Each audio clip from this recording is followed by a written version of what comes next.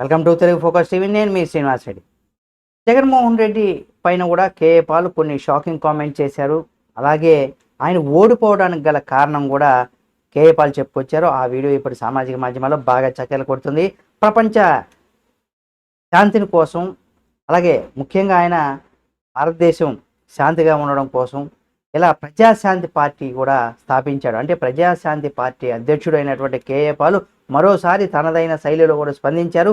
సమకాలీన రాజకీయాల అంశాలపైన కూడా ఆయన మాట్లాడుతున్నారు. పాక్తో యుద్ధం పైన కూడా తాజాగా మీడియాకు ఒక ప్రెస్ మీట్ పెట్టి చెప్పడం జరిగింది. ఆ దేశంతో చర్చలు జరపడానికి పాకిస్తాన్ వెళ్ళినట్టుగా కూడా తెలిపారు. యుద్ధం నిలిపివేస్తామని కూడా ప్రకటించారు.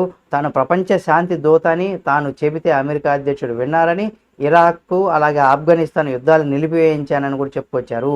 అయితే అదే పనిగా రాష్ట్ర రాజకీయాల గురించి కూడా ఇక్కడ మాట్లాడడం జరిగింది. సోషల్ మీడియాలో పాల్ కామెంట్స్ ఇప్పుడు వైరల్ అవుతున్నాయి. మాజీ ముఖ్యమంత్రి జగన్మోహన్ రెడ్డి గురించి కూడా ప్రత్యేకంగా ఇక్కడ ప్రస్తావించారు కేఏ పాల్. అంటే జగన్మోహన్ రెడ్డి అసలు క్రిస్టియన్ కాదని కూడా తేల్చి చెప్పేశారు. అంటే జగన్ చిన్నజీఆర్ స్వామి భక్తుడని కూడా బాంబు పేల్చాడు. తన ఆశీర్వాదం లేదు కాబట్టి జగన్మోహన్ రెడ్డి ఓడిపోయాడని ఇప్పుడున్నటువంటి రాజకీయ నేతలంతా కూడా మోడీ తొత్తులేనని పైన అందరిపైన కూడా విమర్శలు చేశారు.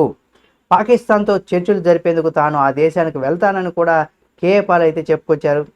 అంతేకాకుండా ప్రవీణ్ పగడాల మృతి పైన కూడా ఆయన స్పందించారు. మరోవైపు ఇక్కడ పాస్టర్ ప్రవీణ్ పగడాల మృతి పైన కూడా మాట్లాడడం జరిగింది. ఆయన హత్య అనే అనుమానం వ్యక్తం చేశారు. తాను హైకోర్టులో పిటిషన్ వేసిన విషయాన్ని కూడా ప్రస్తావించారు. అంతేకాకుండా 5 లక్షల రూపాయలు డిపాజిట్ చేయమని కూడా జడ్జి చెప్పిన విషయాన్ని కూడా వెల్లడించారు. ప్రజల కోసం ప్రాణాలు ఇచ్చేందుకు కూడా తాను సిద్ధంగా ఉన్నానని కూడా కేఏ పాల్ అన్నారు. చివరికి ప్రెస్ మీట్ ముగించే ముందు కూడా ఒక పంచ్ డైలాగులు కొట్టారు. కేఏ పాల్ అధికారంలోకి వస్తేనే పాలన మారుతుందని కూడా తేల్చి చెప్పారు. మొత్తానికి ఇక్కడ కేఏ పాల్ మళ్ళీ ఫామ్లోకి వచ్చారని చెప్పుకోవచ్చు. మీడియాకి సరైనటువంటి ఫుటేజ్ లభించిందని కూడా చెప్పుకోవచ్చు.